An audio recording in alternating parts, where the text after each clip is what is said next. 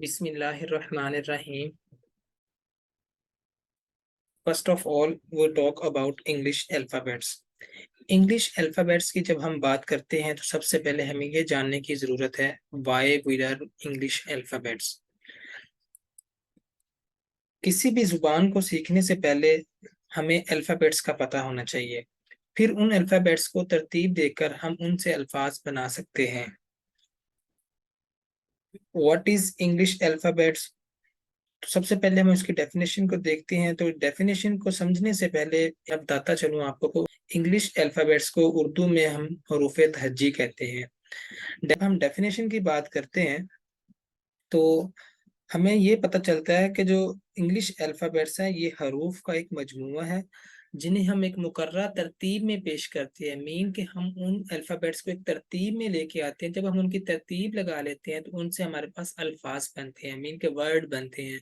और वह वर्ड जब बन जाता है तो उसका कोई खास मीनिंग होता है। अब हम इसकी डेफिनेशन को देखते हैं।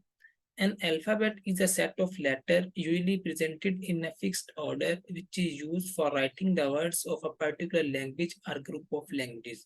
अब हम इसी डेफिनेशन को उर्दू में मैं आपको लिख के बताता हूँ।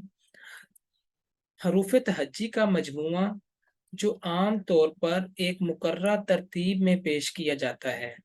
मीन कि जब आप इंग्लिश अल्फ़ाबेट्स को एक मुकर्रर तरतीब में लिखते हैं तो क्या होता है, जो किसी ज़ुबान या ज़ुबानों के ग्रुप के अल्फाज लिखने के लिए इस्तेमाल होता है। मैंने आपको यही बताया कि जब आप अल्फ़ाबेट्स को एक ख़ास तरतीब में ले आते हैं तो उनसे अल्फाज बनते हैं। अब हम इंग्लिश अल्फ़ाबेट्स को देखते हैं कि इंग्लिश अल्फ़ाबेट्स होते किस तरह के हैं। बेसिकली इंग्लिश अल्फ़ाबेट्स के टू केसेस होते हैं, एक होता है अपर केस और second one is lower case. पहले हम अपर केस को देखते हैं। अपर केस की जब हम बात करते हैं तो जैसे हम बड़ी एबीसी यूजुअली कहते हैं और इंग्लिश में हम इसे अपर केस कहते हैं। तो ये इंग्लिश अल्फ़ाबेट्स का अपर केस है, A B C and up to G. ठीक है। कुछ कैरेक्टरिस्टिक्स की बात करते हैं इंग्लिश अल्फ़ाबेट्स की। टोटल इंग्लिश अल्फ़ाबेट्स जो हैं वो 26 हैं। डिवीजन जब इंग्लिश अल्फ़ाबेट्स की करते हैं तो हम उनको वॉवल्स एंड कॉन्सोनेंट्स में करते हैं। आपके पास जो वॉवल्स हैं वो है 5 और वो है ए ई आई ओ यू। और जब कॉन्सोनेंट्स की बात करते हैं वो है 21। रिमेनिंग वॉवल्स के अलावा जो 5 निकाल दो पीछे 21 बचते हैं वो सारे कॉन्सोनेंट्स हैं। अब हम इसके लोअर केस की बात करते हैं। यूजुअली हम इसे छोटी एबीसी कहते हैं और इंग्लिश में हम इसे लोअर केस कहते हैं इंग्लिश अल्फाबेट्स का। ले जी, ये इंग्लिश अल्फाबेट का लोअर केस है। इसको हम इस तरह लिखते हैं A B C and up to G. Characteristics आपको पता है इंग्लिश अल्फाबेट्स के जस्ट टू केसेस हैं, कैरेक्टरिस्टिक्स दोनों की सेम है। Total 26। Division vowels and consonants, vowels 5 हैं और कॉन्सोनेंट्स 21। अब हम इन साउंड्स ऑफ इंग्लिश अल्फाबेट की बात करते हैं कि टोटल साउंड्स कितनी है इंग्लिश अल्फाबेट्स की। तो टोटल साउंड है इंग्लिश अल्फाबेट्स की 44। वॉवल्स की 20 साउंड्स हैं और कॉन्सोनेंट्स की 24। अब हमने इंग्लिश अल्फाबेट्स को देख लिया, उसके लोअर और अपर केस को देख लिया। हमने इंग्लिश अल्फाबेट्स को सीख लिया। अब हम ये देखेंगे किस तरह इंग्लिश अल्फाबेट्स को तरतीब देकर एक मीनिंगफुल वर्ड बना सकते हैं। अब हम वर्ड की तरफ मूव करते हैं।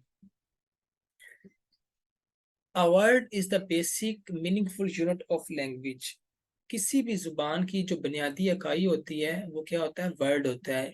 अब वर्ड से मिलकर सेंटेंस बनते हैं, अप टू सो ऑन। एक लफ्ज जुबान की बुनियादी मानाखेज इकाई है। एग्जाम्पल पर देखते हैं कि जो चेयर, टेबल, रूम। मैंने आपको बताया था कि जो अब हम इंग्लिश अल्फाबेट्स को तरतीब देते हैं तो आपके पास वर्ड बनता है। अब आप इसमें देखेंगे जो सी है ये इंग्लिश अल्फाबेट है, एच भी इंग्लिश अल्फाबेट है, ए भी इंग्लिश अल्फाबेट है, आई भी इंग्लिश अल्फाबेट है और आर भी इंग्लिश अल्फाबेट है। लेकिन जब हमने इसको एक खास तरतीब दी तो हमारे पास एक वर्ड बना जिसका क्या बना, चेयर। सिमिलरली आपके पास टेबल, रूम। अब इसके अंदर भी हमने इंग्लिश अल्फाबेट्स को एक खास तरतीब दी और हमारे पास वर्ड बने हैं। Thanks for watching this video. इसी तरह की अच्छी और इन्फॉर्मेटिव वीडियोस देखने के लिए चैनल को लाइक करें, सब्सक्राइब करें एंड शेयर करें।